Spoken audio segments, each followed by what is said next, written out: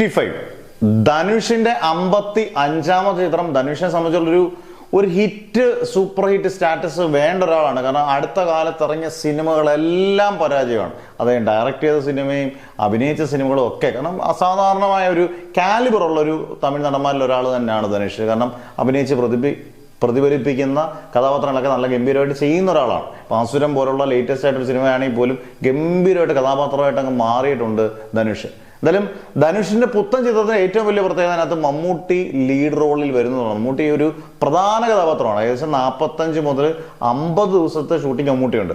ഇതിനകത്ത് ഏറ്റവും കൂടുതൽ റൂമർ വരുന്നത് മമ്മൂട്ടി വില്ലനാണ്, മമ്മൂട്ടി പോലീസുകാരനാണ്.